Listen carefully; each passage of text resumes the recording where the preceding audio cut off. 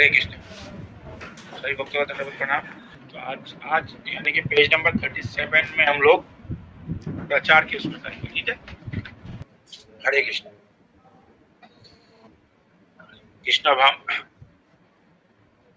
कृष्ण भावना का सार क्या है? वैष्णव आचरण, यानी कि एक भक्तों का व्यवहार कैसा होना चाहिए? सादा जीवन, उच्च विचार, और एक भक्त क्या करता है क्या नहीं वो करता है, वो सारा जो है वो लोग देखते हैं। अगर कोई भक्त नहीं हो, कुछ भी गलत कार्य करे, कैसा व्यवहार करे, कोई कुछ नहीं बोलता, इतना इम्पोर्टेंस नहीं देता। लेकिन अगर कोई भक्त होके थोड़ा भी कुछ उसका व्यवहार में इधर उधर हुआ तो लोग उसको लेके हजार बातें बनाते हैं और उससे प्रीचिंग बहुत इफेक्ट होता है। जैसे हम देखते हैं, जैसे कोई कपड़ा है, ठीक है, अगर कलर्ड होगा, ऑलरेडी काला पीला प्रिंटेड कपड़ा है, उस पर कितना भी दाग धब्बा पड़े कोई पता नहीं चलेगा। वही अगर व्हाइट कपड़े पे एक स्पॉट आ जाए छोटा सा, तुरंत सबको नोटिस में आ जाएगा। इसीलिए जब तक लोग भक्त नहीं होते तो चाहे कुछ भी गलत करें कोई फर्क नहीं पड़ता उससे। पर अगर कोई भक्त बन जाता है, वैष्णव बनता है, फिर अगर थोड़ा सा भी इधर उधर होता है तो लोग उसको नोटिस करते हैं। इसलिए वैष्णव का आचरण है ये बहुत सही होना चाहिए। इसलिए बोलते हैं वैष्णव का जो आचरण है ये आभूषण है। वैष्णव का व्यवहार जो है वही आभूषण है। बस में लिखा रहता था, मैंने देखा था बचपन में, अपनार व्यवहार है अपनार परिचय, यानी आपके व्यवहार से ही आपका परिचय है, आपको बताना नहीं पड़ेगा क्या परिचय है। तो ऐसा, तो हमने अभी तक काफी कुछ इसमें डिस्कस किया है। शुरू से लेकर कीर्तन के बारे में, कैसा कीर्तन में कैसा बैठना चाहिए, कैसा कीर्तन करना चाहिए, कैसे प्रसाद ग्रहण करना चाहिए, कैसे भोग लगाना चाहिए, कैसे वस्त्र पहनना चाहिए, ये सब के विषय में हमने चर्चा किया है। तो कैसे बोलना चाहिए भक्तों को, बड़ा आराम से प्रेम से बोलें भक्तों के बीच में, तू तरा करके नहीं बोले, सबको माता जी प्रभु जी ऐसे संबोधन करके बोलना, सबको आप बोल के बोलना चाहिए, ठीक है। बहुत घनिष्ठ मित्र है तो चलिए, बचपन का है तो तू तराक चल जाता है, लेकिन कोशिश करना चाहिए कि सब भक्त एक दूसरे को प्रभु प्रभु बोल के बात करें, और सब माताएं एक दूसरे को माता माता बोल के, चाहे छोटे हों चाहे बड़े हों, ठीक है। आप जैसे कोई मान लीजिए माँ है, वो तो बेटी को तो माता नहीं बोलेगी, वो अलग को है, लेकिन प्रयास ये करना चाहिए कि भक्तों के आपस में भले ही फ्रेंडशिप हो, एक ही हम उम्र के हैं, लेकिन जब बात करें तो हमारे सेंटर में ये चीज का, जैसे कि विशेष करके कीर्तन टीम में ये चीज का अभी वो रहता है, अभाव है। जो कीर्तन टीम है उनको मैं देखता हूँ, वो आपस में दो तरह करके सब बात करते हैं, एक दूसरे को भैया बोल के बुलाते हैं, भैया क्यों, प्रभु बोल के बुलाओ, ठीक है। तो प्रभु बोल के बुलाना चाहिए, बोलना चाहिए, माता बोल के बोलना चाहिए, ठीक है, चाहे छोटे हों चाहे बड़े हों, तो कोई भी इसमें, जैसे हमारे ज्योति माता जी है, ठीक है, आप कह रहे हो बहुत छोटी, हमने काफी बचपन से देखा तो हम ज्योति ज्योति बोल देते हैं, ठीक है, लेकिन पब्लिक अगर सबके सामने बोलेंगे तो उसको ज्योति माता जी बोल के बुलाएंगे, ठीक है। वो बेटी जैसे है तो ठीक है, लेकिन प्रयास करना चाहिए कि हम ऐसे बोल चाल में और उतना ही बातचीत करें, हमेशा कृष्ण कथा करना चाहिए। और ये क्या जो मैं बोल रहा हूँ ये प्रूवन है, ये बात क्या, ये बात सही है और क्या ये उसके लिए फायदेमंद है, इस तरह का मैं सोच बोलने के पहले विचार करना चाहिए, किसी को कुछ बात बताएं, ठीक है। तो आज का जो हमारा विषय वो है प्रचार। प्रचार के विषय में आज हम पढ़ रहे हैं पेज नंबर 37। कोई पढ़ेंगे क्या? पहला 2-3 पॉइंट पढ़िए कोई।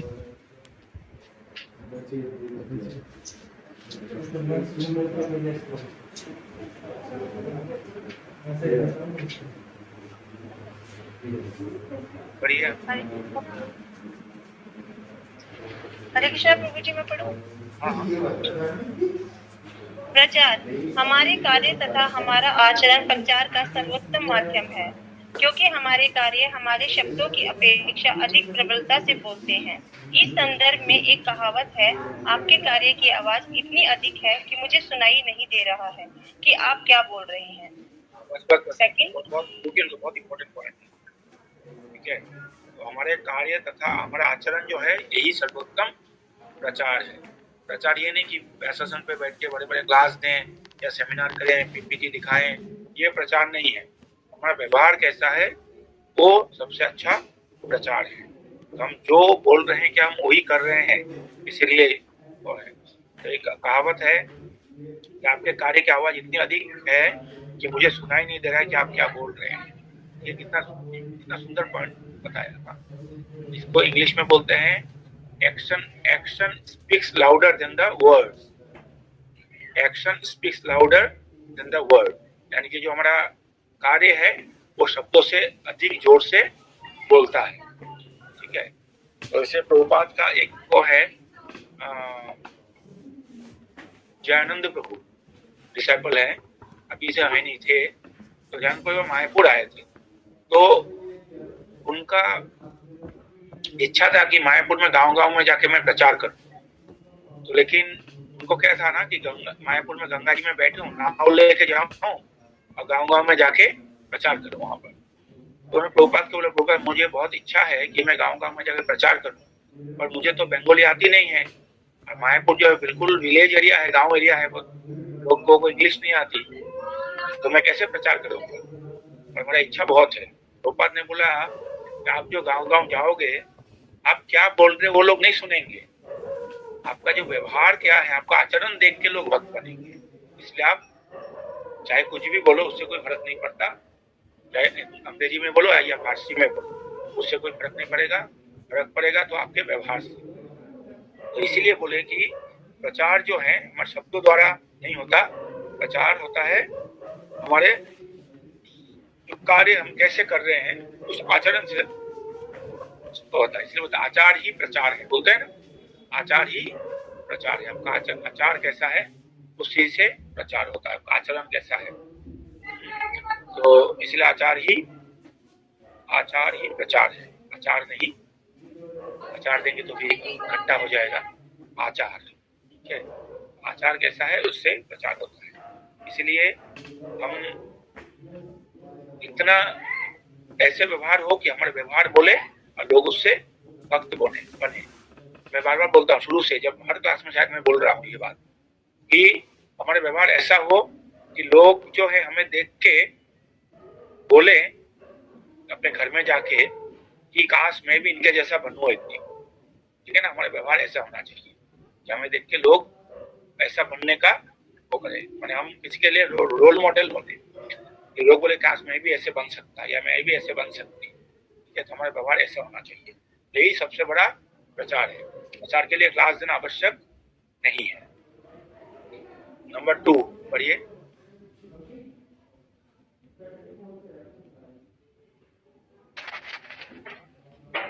प्रचार का अर्थ केवल अपनी बुद्धिमानी से अथवा वाक्पटुता से किसी को परास्त करने का न होकर उसका हृदय परिवर्तन करना है। बहुत सुंदर पॉइंट है।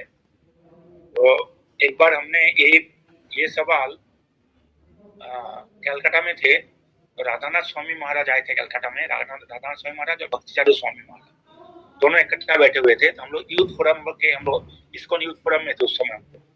तो हम लोग ऐसे प्रश्न किए किसी ने हमारे में से कि राधानाथ स्वामी महाराज से कि महाराज ये प्रचार का असली अर्थ क्या है। तो राधानाथ स्वामी महाराज ने दोनों भक्तिचार्य महाराज की तरफ दिखा के बोले प्रचार का असली अर्थ है भक्तिचार्य महाराज को फॉलो करना। ठीक है, करके मैंने हंसे और कुछ नहीं बोले वहां से। बाद में फिर ये तो दोनों फिर हंसने लगे, बोले जी प्रचार का असली अर्थ है कि भक्तिचार्य स्वामी महाराज को फॉलो करना, उनके मार्गदर्शन पे चलना, ये प्रचार है। उन्होंने ऐसे बोला, सब ने हंसने लगे, महाराज भी हंसे। बाद में फिर महाराज ने बोला यही बात यहाँ पर लिखा है कि अपनी बुद्धिमत्ता से किसी को परास्त करना, वाक्पटुता से वो करना, ये प्रचार नहीं है। प्रचार है कि हम उनको इंफॉर्मेशन शेयर करना प्रचार नहीं है। हृदय परिवर्तन है, ट्रांसफॉर्मेशन ऑफ हार्ट। महाराज ने ये बोला ट्रांसफॉर्मेशन ऑफ हार्ट, हृदय का परिवर्तन होना, ये प्रचार है। वही बात यहाँ पर सही बात लिखा हुआ है। अपने किसी को हम परास्त कर दें, अरे मैंने इतना अच्छा वो कर दिया, उनके साथ इतना क्या बोले शास्त्रार्थ हुआ कि मैंने उनको शास्त्रार्थ में पराजित कर दिया। शास्त्रार्थ में तो आपने पराजित कर दिए, आप साथ साथ में जीत गए। लेकिन अब एक व्यक्ति, एक पोटेंशियल भक्त था, जिसमें एक व्यक्ति था जिसमें पोटेंशियल था भक्त बनने का, उसको आपने खो दिया। आप तर्क वितर्क में तो जीत गए, लेकिन आप एक भक्त को खो दिया। वो भक्त बन सकता था अगर आप उससे हार मान लेते तो, या उसमें पोलाइटली बात करते। ठीक है, कई बार ऐसे वो होता है, हमें ऐसा करना पड़ता है। अभी पंजाबी बाग में शायद क्लास दे रहा था, कल परसों था मेरा, तब 1-2 दिन पहले पंजाबी बाग में मेरा क्लास था ना, अभी कुछ दिन 1-2 दिन पहले ही था मेरा पंजाबी बाग में क्लास। वहां पर मैं यही प्रसंग आया था। हाँ, जब रुक्मिणी हरण करके ले आते हैं ना भगवान, तो उस समय रुक्मिणी के जो भाई हैं, रुक्मी के साथ युद्ध होता है। युद्ध होने के बाद रुक्मिणी के जितने भी सेना होता है सबको पराजित कर देते हैं, और रुक्मिणी को भी मारना चाहते हैं। लेकिन रुक्मिणी जो है, क्योंकि अपने भाई के प्रति साधारणतः स्नेह होता ही है बहनों का, तो रुक्मिणी के बोलने पे रुक्मिणी ने बोला इनको मत मारो, इनको मत मारो। तो कृष्ण ने इनको छोड़ तो दिया, लेकिन क्या कर दिया, इनका मूंछ जो है, क्षत्रिय का मूंछ नहीं तो कुछ नहीं, क्षत्रियों का ये होता है। ठीक है, भक्तों का नहीं होता, क्षत्रियों का है कि मूंछ नहीं तो कुछ नहीं। तो उनका मूंछ जो है, आधा मूंछ काट दिया। अब बाल जो है थोड़ा यहाँ पर काट दिया, थोड़ा इधर काट दिया, थोड़ा इधर काट दिया, आजकल जैसे हेयर स्टाइल होता है ना, ऐसे ही थोड़ा काट दिया, काट के उनको छोड़ दिया। मतलब ये क्षत्रियों के लिए अगर इसको अपमान करो ना, मृत्यु बराबर होता है। भगवान ने ऐसे किया। तो ऐसे करने के कारण रुक्मिणी को बड़ा दुख लगा मन में। तो बलराम जी वहां पर आए। बलराम जी कौन है? गुरु है ना, गुरु तत्व है। तो बलराम जी आए वहां पर। बलराम जी आके बोले कि कृष्ण को डांटे पहले, बलराम बड़े भाई हैं, तो कृष्ण को डांटा उन्होंने। डांट के बोला कि ये है तो अपने ही संबंधी, यानी कि रुक्मिणी के भाई है, अपने संबंधी हो गए। एक संबंधी के साथ ऐसा व्यवहार करना उचित नहीं है, वो भी क्षत्रिय है। आपको पता है क्षत्रिय के लिए अपमान कितना बड़ा मृत्यु समान होता है, आपको ऐसा नहीं करना चाहिए था। तो ये बोलने का तात्पर्य क्या था? बलराम जी ने ये इसीलिए बोला उनको ताकि रुक्मिणी जो है, रुक्मिणी को थोड़ा सांत्वना मिले, रुक्मिणी को थोड़ा सांत्वना मिले, इसलिए बलराम जी ने ऐसे अपने भाई को उनको डांटा। तो डांट के, ये डांटने से क्या हुआ, रुक्मिणी जी को लगा कि बलराम जी जो है, भैया जो दाऊ जी जो है, ये मेरे मन के, मेरे फीलिंग्स को समझते हैं, मेरे भावना को समझते हैं। ठीक है, इसके बाद फिर बलराम जी रुक्मिणी की तरफ देखा, उनको बोला, रुक्मिणी देवी आप जो दुख करे हो ना आपके भाई के लिए, वो नहीं करना चाहिए आपको, क्योंकि आप जो हो, आप एक आत्मा हो। ठीक है, आपका भाई भी आत्मा है। आप शरीर के साथ संबंध वो कर रहे हो। ये संबंध कब का है? जैसे एग्जाम्पल वो है ना, मान लीजिए नदी में बहुत सारे पत्ते, सूखे पत्ते, इसके बाद खर, ये सब रहता ना, क्या बोलते उसको, लकड़ियां या जो भी कूड़े कंकर रहते हैं, वो नदी में बहते अलग अलग दिशा से आता है, इकट्ठा फिर ऐसे एक जगह मिल जाता है, फिर कुछ देर इकट्ठा ऐसे चलता है, फिर अलग हो जाते हैं। तो उन्होंने बोला कि ऐसे है संबंध, तो ऐसे बनते हैं हमारे शरीर के साथ।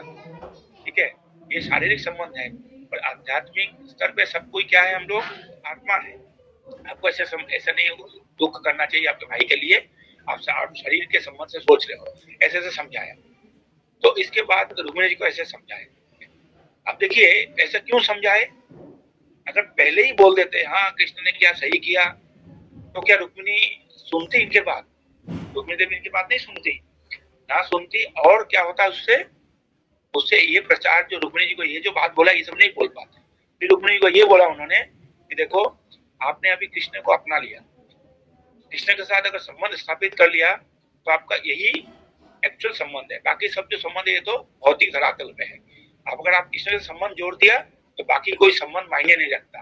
बाकी सब संबंध को आपको त्याग देना चाहिए। तो ये बात बोलने के लिए कि आपका असली जो संबंध है वो कृष्ण के साथ संबंध है, आपने कृष्ण को अपने पकड़ लिया, तो बाकी संबंध आपके लिए मायने नहीं रखता। ये बात बताने के लिए उन्होंने क्या किया, पहले कृष्ण को डांटा, ताकि उन्होंने क्या किया, एक फील्ड बना दिया, उनका विश्वास जीत लिया ना रुक्मिणी जी का। आप जो बोलेंगे रुक्मिणी जी को, रुक्मिणी जी वो मान जाएगी आसानी से। तो इसीलिए यही होता है प्रचार में, केवल बुद्धिमत्ता से उनको वाक युद्ध से परास्त करना नहीं होता, बल्कि क्या होता है, विनम्रता से पहले उनको हम ऐसे एहसास कराएं, हम उनके लिए सोच रहे हैं, हम उनके लिए, हमारे हृदय में उनके लिए करुणा है, उनका हृदय परिवर्तन करना हमारा उद्देश्य है। ये अगर उनमें अगर ये विश्वास पैदा हो गया, तब जाके हम आराम से प्रचार कर पाएंगे। ये सेकंड पॉइंट, ठीक है ना, समझ में आ गया ना। अब थर्ड पॉइंट, परंतु स्वाभाविक रूप से इसका अर्थ यह नहीं है कि हम अपना तत्व ज्ञान अच्छी तरह से ना बताएं। प्रत्येक भक्त को श्रील प्रभुपाद के ग्रंथों का गहन अध्ययन करके अच्छी तरह जानकर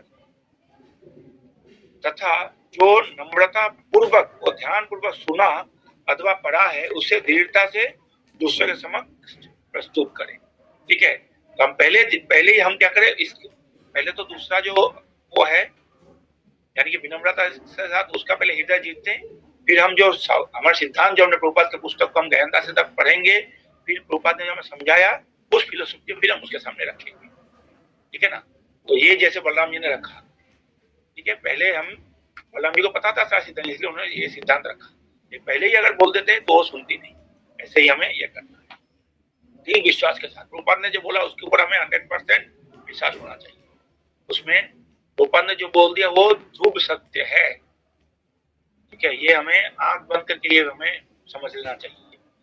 ठीक है, हमें अगर कोई डाउट है तो पूछना चाहिए, लेकिन जब हम किसी को बताएं हमें जरा भी शंका नहीं होनी चाहिए, प्रभुपाद ने बताया तो हमें ये सही है क्या, या प्रभुपाद ने गलत तो नहीं बोला, ऐसा। प्रभुपाद ने जो बोला, जो बोल दिया, जो लिख दिया, वो ध्रुव सत्य है। ठीक है, इसको कोई काट नहीं सकता है, ये विश्वास आपको होना चाहिए प्रचारक को। ठीक है, 4 पॉइंट नंबर 4, अन्य पुस्तक पढ़ने की अथवा प्रचार कैसे करें ये सीखने के लिए अन्य तत्वज्ञानियों के पास जाने की आवश्यकता नहीं है। हमारे सब कुछ प्रभुपाद ने सारा कुछ दे दिया, दूसरे पे जाके हमें कैसे प्रचार करिए सीखने का आवश्यकता नहीं है। दूसरे संस्था कैसे करता है हमें देखने का आवश्यकता नहीं है। हमारे संस्था में हमने देखा है कि प्रभुपाद जैसे प्रचार किया आज तक किसी ने नहीं किया। जो लोग शराबी, कबाबी और सारे, ऐसा कोई दुष्कर्म नहीं है जो नहीं करते थे, उनको प्रभुपाद ने भक्त बना दिया। ठीक है, तो इससे अच्छा उदाहरण कहीं नहीं है, इसलिए हमें कहीं और जाने की आवश्यकता नहीं है प्रचार कर सीखने के लिए।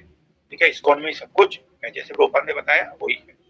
5 नंबर, अंतत्वगता लोगों का हृदय परिवर्तन हमारे शब्दों द्वारा प्रस्तुत किए गए तत्व ज्ञान से ना होकर जो तत्व ज्ञान हम जिस प्रमाण में अपने जीवन में उतारते हैं तथा अपने व्यवहार में साक्षात्कार करते हैं, उसी प्रमाण हमारे शब्द दूसरों के हृदय परिवर्तन कर सकते हैं। वही बात, बार बार एक ही बात आ रहे हैं कि हमारे प्रचार जो है ये शब्दों से नहीं होता, हम शब्दों का अपने जीवन में कितना पालन कर रहे हैं उससे होता है। ठीक है, हम जीवन में कितना पालन कर रहे हैं उससे ये हो रहा है। तो यही इम्पोर्टेंट है बहुत कि हम कैसे वो कर रहे हैं, व्यवहार हमारा क्या है। तो अगर मान लीजिए हम बोलते हैं, बहुत अच्छा क्लास देते हैं और व्यवहार हमारा अच्छा नहीं है, तो उससे कोई किसी के जीवन में परिवर्तन नहीं होगा। ठीक है, इसलिए जिसका व्यवहार अच्छा नहीं है, मान लीजिए विनम्रता जिनमें नहीं है, वो क्लास बहुत अच्छा देता है, उससे आप सुनेंगे, इंफॉर्मेशन आपके अंदर जाएगा, लेकिन आपका हृदय परिवर्तन नहीं होगा। आपको लगेगा कि मैं तो भक्ति कर रहा हूँ, पर आप भक्ति नहीं कर रहे होंगे असल में, क्योंकि वो जो सिखाने वाला है वो खुद उसका आचरण ठीक नहीं है, वो खुद इसको रियलाइज नहीं कर रहा है।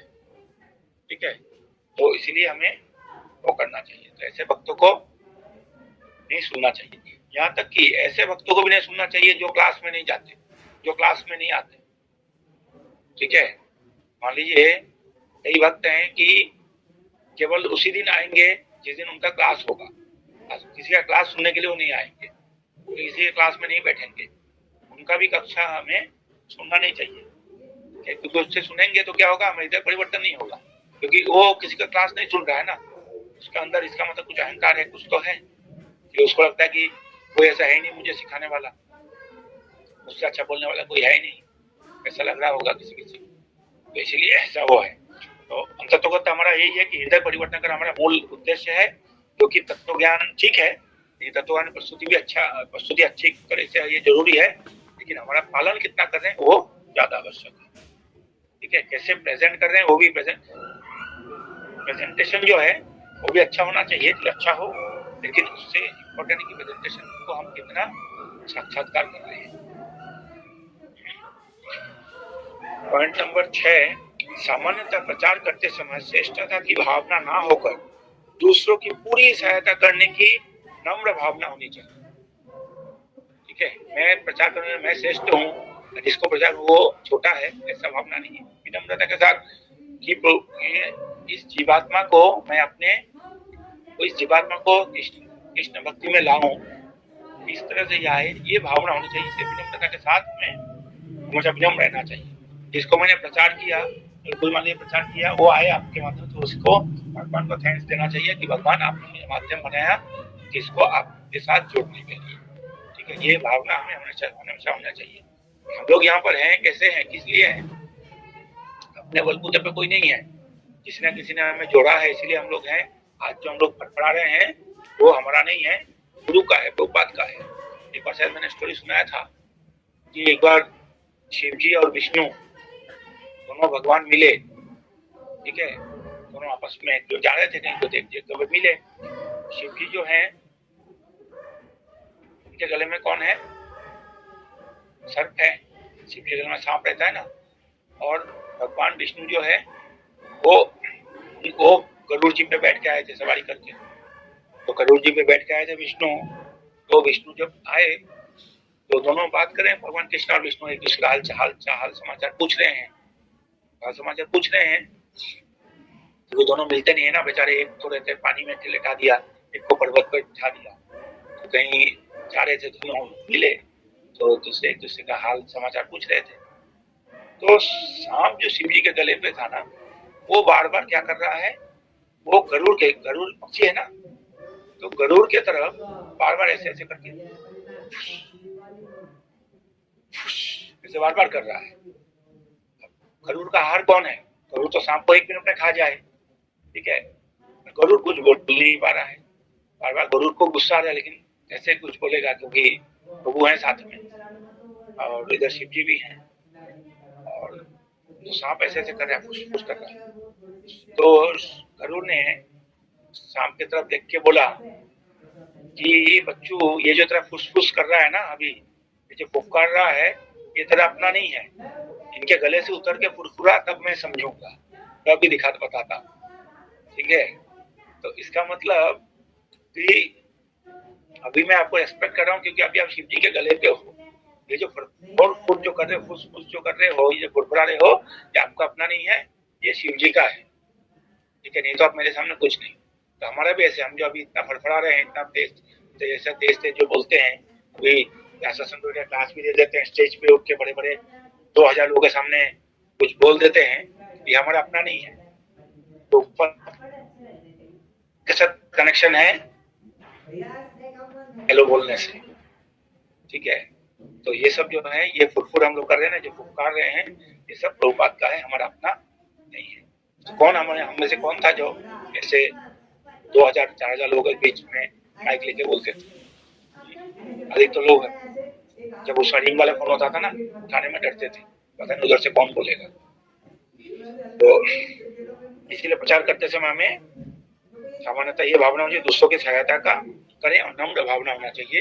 हम ऐसा नहीं कि मैं प्रचार करूं तो मैं बहुत बड़ा हूं, मैं सीनियर हूं, ऐसा नहीं है। ठीक है, 6 नंबर। पॉइंट नंबर 7, प्रचार करते समय हम केवल एक संदेश वाहक की तरह गुरु का संदेश दूसरों तक पहुंचाएं, परंतु प्रचार करते समय हम अपने गुरु की अपेक्षा अधिक अच्छी तरह से प्रचार कर सकते हैं। इसे समझना नहीं। प्रचार करते समय हम केवल एक संदेश वाहक की तरह गुरु का संदेश दूसरों तक पहुंचाएं।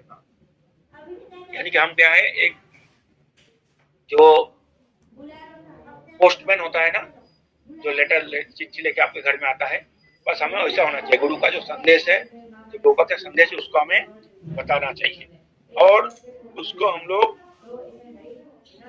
गुरु की अपेक्षा अधिक अच्छी तरह से भी प्रचार कर सकते हैं।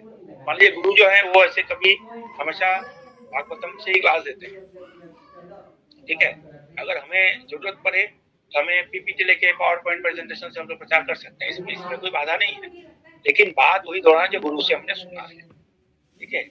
हो सकता है गुरु जो है वो जो क्लास देते हैं वो पीपीटी या वीडियो ऑडियो ये सब नहीं दिखाते, पर हम अगर चाहें तो जरूरत पर हम दिखा सकते हैं, पर बात हमें वही बतानी है, ठीक है। तो ऐसा हुआ, पर भावना ये नहीं होनी चाहिए कि मैं गुरु से अच्छा प्रचार कर रहा हूँ। ये भावना जहाँ हुआ तो फिर प्रचार इफेक्टिव नहीं होगा, कुछ फायदा नहीं होगा, ठीक है। कभी कभी कई लोग हैं अपने गुरु या मेंटर, काउंसलर, शिक्षा गुरु उनसे अधिक जानने लगते हैं। हमने देखा हमारे पास कई सारे उदाहरण है। एक सबसे बड़ा उदाहरण मैं ऐसे बताता हूँ। एक डिवोटी हमारे थे, अभी खैर वो शरीर से नहीं रहे, तो हमसे कुछ लोग जानते भी हैं उनको। तो इसी नजफगढ़ एरिया में उन्होंने सबसे पहले इस्कॉन का प्रचार शुरू किया था। बाद में इस्कॉन छोड़ दिए, फिर छोड़ भी दिया, अब शरीर भी छोड़ दिया उन्होंने। वो इतने अच्छा प्रचारक थे, इतने अच्छे प्रचारक थे, जब हिंदी में बोलना होता तो हिंदी में बोलते थे, इंग्लिश में भी बोलते थे, और जाटों के बीच में प्रचार करते थे, संस्कृत में भी ऐसे काफी बड़े विद्वान थे। उनको ऐसे अहंकार हो गया था कि मैं अपने गुरु से ज्यादा जानता हूँ। उनके जो परम पूज्य गोपाल कृष्ण गोस्वामी महाराज के शिष्य थे, और महाराज जो क्लास देते थे बड़ा सिंपल क्लास देते थे, बहुत सारे गोस्वामी से संदर्भ से नहीं बोलते थे, महाराज दो बातें बुक से ही बोलते थे। इनको लगने लगा था कि मैं अपने गुरु महाराज से ज्यादा जानता हूँ। तो कई बार गुरु महाराज से उन्हें तक भी किया, कई सारे वो हुए, अल्टीमेटली वो इस्कॉन छोड़ ही दिया। इसको छोड़ दिया था, तांत्रिक बन गए थे, बाद में शरीर भी छोड़ दिया, ठीक है। तो इसलिए हमें ये नहीं समझना कि हम गुरु से अच्छा बचा कर, ये भावना नहीं आनी चाहिए। पॉइंट नंबर 8, हम जिस व्यक्ति को प्रचार कर रहे हैं उसके प्रति सहानुभूति एवं चिंता दर्शाना अत्यंत आवश्यक है। कभी कभी उसकी छोटी मोटी भौतिक समस्याओं का समाधान करने में मदद करना अत्यंत आवश्यक होता है। बहुत इंपॉर्टेंट पॉइंट है ये, जिसका प्रचार कर रहे हैं ना, हमें उसके प्रति सहानुभूति या चिंता जो है ये दर्शाना आप चाहिए कि मैं प्रचार क्यों कर रहा हूँ आपको। ऐसे नहीं कि आपको परास्त करने के लिए, ऐसे नहीं कि आपको मैं कन्वर्ट करने के लिए। हमारा भावना है कि आपका हृदय परिवर्तन हो और मैं आपके लिए एक्चुअल में सोचता हूँ कि आपका भला हो। मैं जो कृष्ण भावना में आके मुझे जो महसूस हो रहा है, मैं जो आनंद का उपलब्धि कर रहा हूँ, मुझ में जो मैं परिवर्तन देख रहा हूँ, मैं चाहता हूँ कि आप में भी ऐसा परिवर्तन आए। ये जो दर्शाना ये बहुत जरूरी है, ठीक है। ये फीलिंग कराना उनमें, क्योंकि उनमें ये भावना है, ये जरूरी है। और कभी कभी ऐसा करना चाहिए, मान लीजिए भक्ति में लोग हैं, हमने इनको प्रचार किए, तो उनके छोटे मोटे कुछ समस्या होते हैं, घरेलू समस्या होते हैं, कोई पारिवारिक साथ, कोई आर्थिक, कोई हो, तो जहां तो हो सके हमें उसको भी एड्रेस करना चाहिए। ऐसा नहीं कि उसको छोड़ देना चाहिए, भाई ये तो आत्मा है, जीवात्मा है, समस्या नहीं, क्योंकि हम जीवात्मा है, ठीक है, लेकिन अभी हम भौतिक शरीर में है। तो भौतिक शरीर जो है यही माध्यम है, इसी के माध्यम से हम लोग भक्ति करके भगवत धाम जाएंगे। तो इसीलिए भौतिक शरीर का जो आवश्यकता है, जो बेसिक नेसेसिटी है, उसको भी पूर्ति ठीक से हो रहा है कि नहीं, वो टेंशन फ्री है कि नहीं, वो बंदा टेंशन फ्री होगा तब तो अच्छे से नाम जप करेगा। तो ये सब जो है हमें ये सब भी ख्याल रखना चाहिए, ठीक है। तो इसलिए उसको जहां तक हो सके मदद करना चाहिए। इसका मतलब ये नहीं कि वो अनड्यू एडवांटेज ले, ठीक है। तो ये हमारे लिए है, और जिसको मदद करें उसके लिए नहीं है। वो ऐसा ना सोचे कि मुझे तो भक्तों मदद ही नहीं करते, उनको ऐसा नहीं सोचना चाहिए। उनको सोचना चाहिए मैं भक्तों से मदद ना लूं। हमें ऐसा सोचना चाहिए कि हम भक्तों से मदद ना लें, लेकिन फिर हमें ये भी सोचना चाहिए कि हम दूसरों का मदद करें, ठीक है। क्लियर है ना बात? हमारे लिए यह है कि हम दूसरों का मदद करने के लिए हम तत्पर रहे हैं, और हमें ये करना चाहिए उनका जो समस्या है समाधान होना चाहिए, ठीक है। पर फिर हमें ये भी सोचना चाहिए कि मैं दूसरे से मदद ना लूं, ठीक है। तो ये हो गया पॉइंट नंबर 8। और फिर 9 नंबर है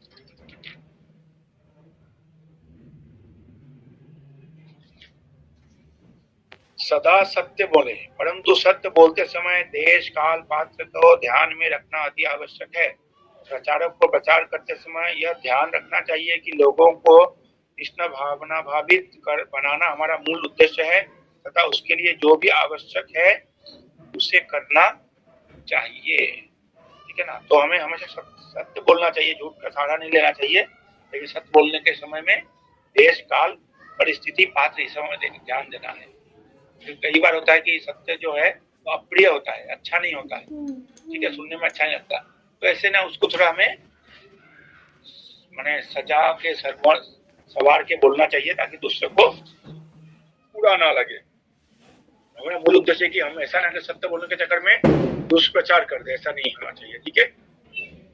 सदा सत्य बोलो, झूठ मत बोलो, ये तो है, ये प्रिंसिपल है, इसी प्रिंसिपल में रहना चाहिए। लेकिन ऐसा नहीं होना चाहिए कि भाई किसी को सत्य ऐसा ही कर कड़वा सत्य बोल दे कि वो कभी आए, ठीक है, ऐसा नहीं। कभी कभी हमें थोड़ा क्या बोलते उसको डिप्लोमेटिकली थोड़ा कभी कभी डील करना चाहिए, ठीक है। तो ये है प्रचार का वो है। फिर नेक्स्ट पेज में आध्यात्मिक गुरु का नम्र सेवक एक सर्वोत्तम प्रचारक है। अपने गुरु का जो विनम्र है, गुरु ने जो बोला उसको यस सर बोलते रहेंगे ना, कोई बस बहुत अच्छा प्रचारक है। 10 नंबर भक्ति रसामृत सिंधु में श्री रूप गोस्वामी प्रचार के उद्देश्य में बहुत सुंदर वर्णन करते हैं। प्रचार करते समय प्रचारक का अपने विचारों को संयमित रखना आवश्यक है। एक उत्तम प्रचारक अलग अलग स्तरों पर भक्तों की आवश्यकताओं को अच्छी तरह पहचानता है।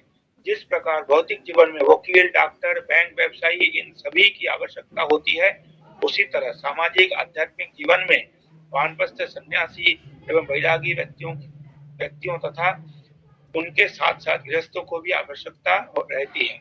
दोनों प्रकार के भक्त उतने ही महत्वपूर्ण तथा आवश्यक हैं। तो हमें क्या करना है, प्रचार से अपने विचारों को संयमित रखना आवश्यक है, संयमित रखना आवश्यक है। अलग अलग स्तरों के भक्तों को अब ये समझना चाहिए, जैसे बहुत अच्छा हो दिया कि हम अपने विचार जो है उसको एकदम से मान लीजिए कोई एबीसीडी जिसको सिखाना है उसको हम अगर पीएचडी का ज्ञान देने लगेंगे तो कैसे चलेगा। तो शुरू में आए हैं उनको हम हल्का फुल्का ज्ञान देंगे, ठीक है, कि आप चैंटिंग करने करिए, आप ये कैसे व्यवहार होना चाहिए, सब हल्का फुल्का ज्ञान देंगे। पहले दिन ही बता देंगे चाय छोड़ दो, प्याज लहसुन मत खाओ, ये सब पाप है, तो वो कभी वो नहीं होगा। इसलिए हमारा जो ज्ञान है उसको हमें संयमित रखना चाहिए। कब बोलना है, कैसे बोलना है, पहले दिन बोलेंगे ये तो सारे क्या है, ये कैट्स टॉक, एमएल हॉक्स, ये सब पहले दिन ही नहीं बोलना चाहिए। ये सब आराम से बाद में धीरे धीरे, पहले जो 6 डे सेशन होता है ना, 6 सेशन जो होता है उसमें सब नहीं बोलते। 6 डे में जाके काफी कुछ डिटेल में 5 डे 6 डे में आता है। पहले तो बड़ा अच्छा वो करते हैं, पहले हम एड्रेस करते हैं कि अच्छे लोगों के साथ बुरा क्यों होता है, ये सब डिस्कस करते हैं ताकि उनको लगेगा हाँ भाई मैं तो बहुत अच्छा हूँ, मेरे साथ बुरा क्यों होता है। सब अपने आप को अच्छा समझते हैं ना, तो नए भक्तों को ऐसे ही समझाना है कि आप एक अच्छे इंसान हो, आपके साथ बुरा क्यों हो रहा है। तो इस तरह का हमें अपना जो विचार है उसको थोड़ा संयमित रखना चाहिए प्रचार करने। जिस प्रकार जीवन में सबका वकील डॉक्टर की जरूरत है, सबका जरूरत है, ऐसे ही गृहस्थ कुछ गृहस्थ होंगे, कुछ ब्रह्मचारी होंगे, कुछ सन्यासी होंगे, कुछ वानप्रस्थी होंगे, सब तरह का आवश्यक है प्रचार में।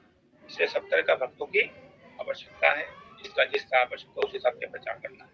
ये न कहना प्रकार है ना कृष्ण मन कृष्ण निवेश है। किसी भी प्रकार से व्यक्ति को सदा भगवान कृष्ण का चिंतन करना चाहिए, ये हमेशा हमें ध्यान रखना चाहिए। सततम कीर्तन तो ठीक है, और क्या बोलते हैं, विस्मृतम न जातुचित, सततम स्मृतव्य विष्णु विस्मृतव्य जातुचित, यानी सदा कृष्ण का स्मरण करो और उसका कभी विस्मरण ना। ठीक है, तो ये 10 पॉइंट हम लोग करें, इसके आगे आप नहीं करेंगे तो टाइम हो रहा है, बहुत सारे पॉइंट है इसमें ना। तो 11 नंबर पॉइंट तक हमने किया।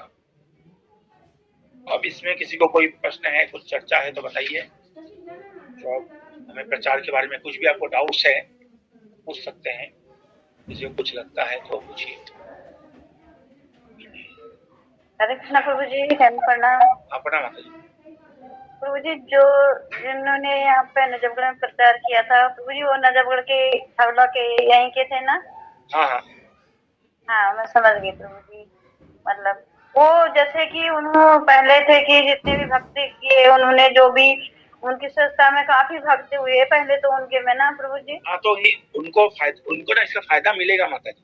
अगला जो जन्म होगा या कभी होगा ना, तो हाँ जहाँ जी। तक उन्होंने किया भक्ति ना, तो काफी हाँ अच्छे तो भक्ति किया था, उससे हाँ अगले अभी जहाँ पर जाएंगे ना, वहां से उससे अगले से उनका शुरू होगा। हाँ, उनका उनका एक बेटा है ना? हाँ, तो ये तो अपराध के कारण कि वो अपने गुरु महाराज से अपने आप को बड़े समझते थे और सभी भक्तों को खूब डांटते थे। हाँ हाँ हाँ। उनके साथ जितने भी भक्तों को खूब डांटते थे, इसलिए उनको ऐसा हुआ। ठीक है, कौन? सुमन लता माता जी, नीतू अग्रवाल एड्रेस है, बोलिए। हरे कृष्णा प्रभु जी, सादर प्रणाम। प्रभु जी आपका बहुत बहुत धन्यवाद। प्रभु जी मेरी एक जिज्ञासा है, जैसे भी आपने बताया कि जब हम प्रचार करें तो हमें सबसे पहले ये नहीं बोलना किसी को जैसे लहसुन और प्याज जो आप ये छोड़ के नहीं, जब उनके बारे में बताएं तो प्रभु जी जैसे बड़ों को हम समझा सकते हैं, ऐसा ठीक बता सकते हैं, वो समझ जाएंगे। लेकिन जैसे प्रभु जी जैसे छोटे छोटे बच्चे आते हैं, जैसे 10 साल 9 साल 8 साल, उन इतने बच्चों को प्रभु जी हम कैसे प्रचार करें? उनको मतलब हम क्या बताएं कि हम उनको ऐसा ज्ञान ना दे, जैसे आपने बताया कि अगर हम एक छोटे से बच्चे को अगर PhD का अगर उसको ज्ञान देंगे तो वो ग्रहण नहीं कर पाएगा उसको, तो इतने बच्चों को हम कैसे प्रचार कर सकते हैं प्रभु जी? उनको जो है, छोटे छोटे बच्चे हैं तो छोटे छोटे बच्चे का ध्रुव का स्टोरी है, प्रहलाद का स्टोरी है, तो बिल्कुल छोटे बच्चों के लिए ध्रुव महाराज का स्टोरी, प्रहलाद महाराज की स्टोरी, वो लोग कैसे वो करते थे, उनसे ऐसे प्रचार करना है। यंग जो लड़के हैं ना, उनको यूथ फोरम से जोड़िए, उनको मॉडल रोल मॉडल दिखाइए ना। जैसे अमोघ को उनको दिखाइए, देखिए कितना पढ़ा लिखा लड़का है, कितना वो है, कितना अच्छा वो करता है। ये जो रोल मॉडल, ऐसे रोल मॉडल दिखाना चाहिए। और उनको प्रसाद देते रहिए, उनके प्रार्थना करते रहिए। और ये सब जब देखेंगे ना, तो जाके क्या होगा, उससे लोग अट्रैक्टिव होता है, अट्रैक्शन होता है उनका। जैसे अमूल्य प्रभु को हर कोई वो करते हैं, तो यूथ आइकन है वो। क्या देखो इतना यंग है लड़के हैं, यूथ फोरम के लड़कों को दिखाइए कि देखिए फोरम के लड़के हैं, कैसे लोग कीर्तन करते हैं, कोई गलत कार्य नहीं करते। तो इससे वो लोग वो करते होते हैं धीरे धीरे। इनको हमें जब प्रचार करते हैं इनको ना, यंग को, तब इसलिए यूथ फोरम के माध्यम से प्रचार करना चाहिए। यूथ जो जिस उम्र के है ना, उसमें प्रचार करना चाहिए, उस उम्र के प्रचार करना चाहिए। ठीक है, तो तभी यूथ फोरम है एक्चुअली।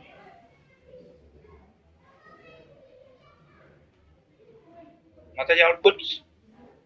ठीक है, बड़ों को भी ये समय बोला कि प्याज लहसुन छोड़ना, ये सब हमें शुरू में मत बताइए। छोटे बच्चों को बता सकते हैं, छोटे बच्चे समझ जाएंगे ये गलत है, मत खाओ। ठीक है, लेकिन जो 11-12 साल के हो गए उनको बोलेंगे, 13 साल के बच्चे को बोलेंगे, वो नहीं समझेंगे। अगर इस तरह के बच्चे हैं तो उनको पहले भक्ति में लाइए। धीरे धीरे अगर वो एक माला शुरू करेगा, तो फिर धीरे धीरे सब अपने आप छूटेगा। जरूरत नहीं कि छोड़ने का, ये तो छोड़ने का नहीं होता। ठीक है, पहले दिन कोई नहीं, पहले दिन बोलेंगे तो कोई विशेष का चाय छोड़ने के लिए बोलेंगे और भी ज्यादा हुआ। ठीक है, इससे पहले दिन ही ऐसे नहीं हो। पहले दिन इसलिए बोला ना, पहले अगर हमें उनको उनके मन में ये एक फेथ डेवलप करवाना है कि मैं उनका भला चाहता। ठीक है ना, कि मैं उनके पार्टी का हूँ, ये समझाना है। जैसे बलराम जी ने रुक्मिणी जी को समझाया, पहले उनका फेथ जीता, फिर जाके क्या किया, फिर उनको अपना संदेश दिया। तो इस प्रकार का हुआ। हाँ, अभी और हैंडरेज है किनका? हाँ, नीतू माता जी बताइए। हरे कृष्ण प्रभु जी। प्रभु जी हम बता रहे थे जिनके बारे में, तो हम ये कह सकते हैं ना, उनको वैष्णव अपराध लगा।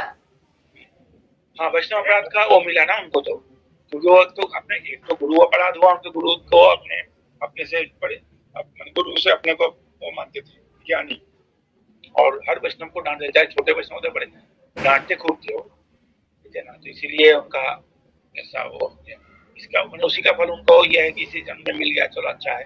अगला जन्म में क्या हुआ माता जी, ऐसा क्या हुआ? और राजवंशी माता जी, हाँ बोलिए माता जी। एक ना मन में ये जब हम ऐसी बातें सुनते हैं, इनफैक्ट हम लोग अपने ग्रंथों में भी ऐसा सुनते हैं, जैसे हिरण्याक्ष और हिरण्यकश्यप जो थे वो भगवान के दरबार में, मतलब उनके जो क्या बोलते हैं उनको द्वारपाल, हाँ द्वारपाल। तो जैसे श्राप मिल गया उनको, ऐसा नोटिस करती हूँ कि देखा जाए ना तो हम जैसे हम डॉक्टर से संपर्क करते हैं, अब हो सकता है किसी वजह से किसी डॉक्टर को ना गुस्सा आया हो या कोई बात हो जाए, तो मेरे को ऐसा लगता है कई बार कि ना भक्तों से भी, जो चाहे छोटे हैं, जो एक नाम भी जब करता है वो भक्त कहलाता है, वैष्णव कहलाता है, तो मुझे कई बार ऐसा लगता है कि भक्त से भी ना बड़ी सोच समझ के बात करनी चाहिए कि कहीं वो नाराज हो जाए, कहीं वो नाराज हो जाए। हमें अपने आप को वैष्णव समझने का हक नहीं है, क्योंकि हम त्रुटि को करते हैं, और जो सामने वाला है उसे हमें वैष्णव ही समझना है। तो बड़ा सोच समझ के कई बार ऐसा लगता है कि अरे उनके मुंह से कोई बात निकल गई, हमारी तो सारी मेहनत जो है, जो भगवान 4 माला कैसे मुश्किल से कर रहे हैं, वो भी ना छूट जाए कहीं। तो ये बात इस भाव में, मतलब मैं कई बार बहुत बिल्कुल सही बात माता जी चैतन्य महाप्रभु तो बोले हैं कि जिसने अपने मुंह से एक बार भी पूरी जिंदगी में कृष्ण नाम लिया हुआ है वो वैष्णव है। वही वैष्णव है, जो एक बार हरे कृष्ण बोल देता है वही वैष्णव। इसलिए हमें सबको करना चाहिए। शास्त्र तो ये बताता है कि हमें कोई भी चाहे पशु है तो उसके हृदय में भी परमात्मा है, वो देख के हमें प्रणाम करना चाहिए। हालांकि हम ऐसे नहीं करेंगे, लेकिन मन ही मन में तो करना ही चाहिए। पशु भी है, उसके हृदय में भी परमात्मा है, इसीलिए उसको भले योनि ऐसा मिला हो, ठीक है, तो उसी योनि से हम लोग भी गुजर के आए हैं, ठीक है। तो इसलिए सबके प्रति हमें सम्मान रखना चाहिए। और ये अपराध का कारण ही ऐसे होता है, कई सारे आपने बात बोला, सबका ऐसे बहुतों का ऐसे किसी वैष्णव के अपराध के कारण। वैष्णव अपराध का पहला सबसे बड़ा जो बाकी अपराध जो है ना, बाकी अपराध का क्या होता है ना, फल कुछ ना कुछ होता है। वैष्णव अपराध का फल ये होता है कि आपका भक्ति में रुचि चले जाती है, हरि नाम में टेस्ट छूट जाता है, यही सबसे बड़ा। इसीलिए वैष्णव अपराध को पागल हाथी बोला गया है, क्योंकि हमारा सब मेन क्या, हरि नाम में अगर रुचि चला गया, भक्ति छूट गया, तो सब कुछ जीरो हो गया। फिर जहाँ से शुरू किया जहाँ तक किया हो तो ठीक है, लेकिन वो तो फिर हमारा कहीं हम कहीं के नहीं रहेंगे। इसलिए वैष्णव अपराध से बचना चाहिए सबको। मुझे कई बार ऐसा लगता है कई बार कि ये चीज ना हमारे अपने हाथ में नहीं है। बहुत लोग, अगर हम जैसे हम ऐसी कथाओं को सुनते हैं भागवतम से, तो हमें ऐसा लगता है कि कुछ चीजें ऐसी हैं जो भगवान ने, मतलब वो ये रचना करी हुई है, क्योंकि वो हिरण्याक्ष और हिरण्यकश्यप को वो तो है, लेकिन वो ऐसा नहीं है, हमारे हाथ में है। हम किसी के साथ कैसा व्यवहार करेंगे वो तो हमारे हाथ में है ना। ऐसा बहुत कम है कि हमारे हाथ में नहीं है। जैसे वैष्णव अपराध अगर आपके अनजाने में भी हो जाता है, वैष्णव अपराध, तो भी उसका भी फल भुगतना पड़ेगा। जैसे एक बार रूप गोस्वामी वो क्या करते थे, वो राधा कृष्ण लीला देखते थे। वो ध्यान में जब बैठे चैंटिंग तो राधा कृष्ण की लीला देखते थे। एक बार वो लीला में ऐसे देखे कि राधा रानी जो है वो खेल रही है या कुछ फूल तोड़ रही है, तो बार बार वो कोशिश करे, लेकिन उनसे हाथ से जो है ना वो कूद रही है, लेकिन वो हाथ वो पकड़ नहीं पा रही फूल को, कोशिश करती, तो बार बार वो थोड़ी के लिए मिस हो जाता है।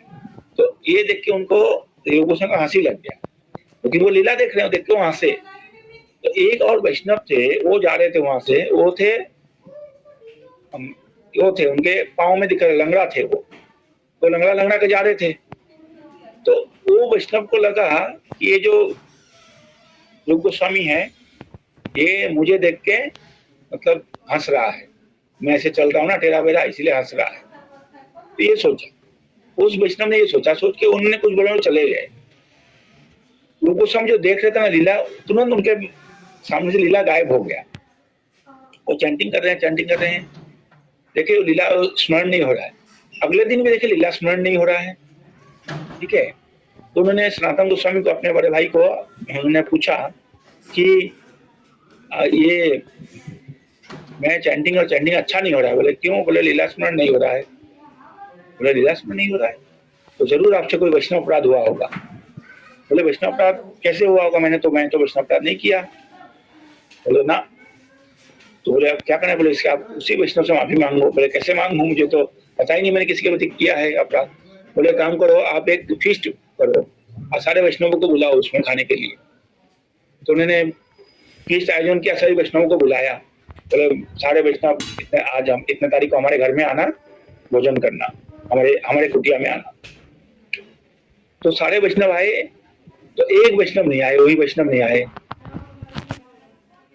तो फिर बोला उनको कि सबने, तो बोले भी साधु से पूछा कि सब लोग आ गए, बोला एक नहीं आया। बोले कौन? बोले वो जो लंगड़ा वैष्णव है ना, वो नहीं आए। बोले तो उनसे प्रति आपका जरूर अपराध हुआ होगा, आप जाओ उनसे माफी मांगो। वो फिर गए उनके पास, बोले आप मुझे माफ कर दिए, मुझसे क्या गलती हुई बताइए।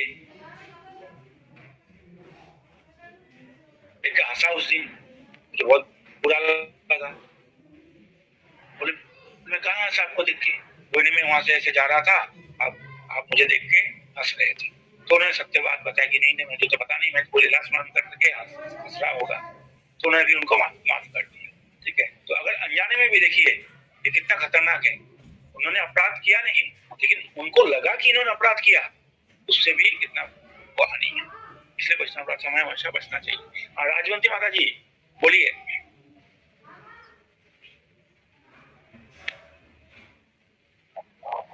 राजवंती माता जी, हरे कृष्णा प्रभु जी। जिस तरह आप ये 8 पॉइंट कहा भी आपने बताया है कि हमें सहानुभूति और चिंता रखनी चाहिए। हाँ, जो 8वां पॉइंट था ना, आपने भी बताया था ना कि हाँ, हमें प्रचार के समय सहानुभूति और मतलब चिंता करनी चाहिए। तो प्रभु जी मैं बोलना चाह रही हूँ कि ये जो वाक्य है ना, सेम मेरे साथ भी हुआ है कि मैं भी ऐसे फंसी पड़ी थी। मतलब मैं अपने परिवार में ही टेंशन में थी, क्योंकि सुमन माता जी और सरिता माता जी ने मेरी बहुत हेल्प करी है सच में। सेम मतलब ये जो केस है ना, सेम अभी मेरे साथ में हुआ। जो इस टाइम में डिप्रेशन में थी, जिसमें सुमन माता जी ने और सरिता माता जी ने बहुत मेरी हेल्प करी है, और बहुत मेरे को इतना मतलब अपने से मतलब बोला है कि ताकि मेरा मतलब माइंड और मैं अपने आप को कूल कर सकूं, ठंडा कर रख सकूं। तो ये पॉइंट बिल्कुल सही है। वही बोला, जो लिखा गोपाल ने जो सिखाया। हाँ जी, हाँ जी, मैं यही बोलना चाहती हूँ। देखिए वही है। हाँ जी, हाँ धन्यवाद माता जी, शेयर किया। देखिए हाँ जी, एक बात हो रहा है, जिस तरह सेंटर में भी है जो प्रचार करते हैं, मतलब अगर जैसे तत्व ज्ञान जैसे डीपली करते हैं तो जैसे कोई कम पढ़ा लिखा या अनपढ़ है या फिर जो पहली बार जुड़ रहा है, तो इतना उसको मतलब उसको फर्क नहीं पड़ता, वो उसको समझ नहीं पाता। अगर उसको क्लियरिटी मतलब अगर इस तरह अभी बता रहे हैं ना आप कि मतलब यंग को, यूथ को तो अमोघी लवर को आइडल है जिस तरह, तो ऐसे ही मतलब जैसे अनपढ़ है और जिस तरह भाई नहीं जानते हैं, तो उनको आप मतलब जो डीपली जो बातें भगवत गीता या तो इफेक्ट नहीं डालती प्रभु जी, ऐसा नहीं डालते ना। नहीं उनसे उसको जो फ्रेंडशिप करेंगे ना, उनसे वो प्रभाव डालेगा। उनसे फ्रेंडशिप करिए उन लोगों से, ठीक है, उनको फ्रेंडशिप करिए, अपना प्रेम दिखाइए, तब जाके वो लोग भक्त बनेंगे। वो क्योंकि बुधवार का जो क्लास होता है ना, उससे वो क्लास सुन के कौन भक्त बनेगा? कोई नहीं बनेगा। वो तो जाके जुड़े रहेंगे, भक्तों के संग मिलेगा, इसीलिए वो होता है। हाँ जी, दिखाएंगे ना, उनके साथ आप कितना अच्छा व्यवहार कर रहे हैं, कैसे फ्रेंडशिप कर रहे हैं, उससे भक्त बनते हैं।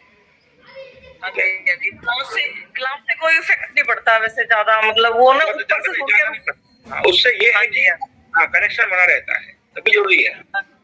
अगर क्लास में नहीं आएंगे, कनेक्शन नहीं बना रहे हो, तो फिर चैंटिंग छूट जाएगा। अब देखिए, मैं सबसे अच्छा एग्जांपल देता हूँ, जो हमारे कृष्णदेव प्रभु थे, चित्रांगी माता जी, याद है आप लोगों को? जो योगा के टीचर हैं, नजरगढ़ में था, अभी गुड़गांव चले गए। तो चेतना माता जी और कृष्ण करुणा प्रभु, ये लोग हम लोग उसमें गुरुधाम में प्रोग्राम होता था, तो सोम बाजार के वहाँ पर है ना गुरुधाम, वहाँ पर प्रोग्राम होता था पहले। तो वहाँ पर वो एक दिन आए वो लोग ऐसे ही बुधवार को। तो उस समय क्या था ना, उसमें गीता डिस्ट्रीब्यूशन का वो चल रहा था, ठीक है। तो मोहन प्रभु वो शायद आए थे, तो बताए थे कैसे गीता बेचना है, कैसे गीता डिस्ट्रीब्यूट करना है, पूरा उसी के ऊपर क्लास था।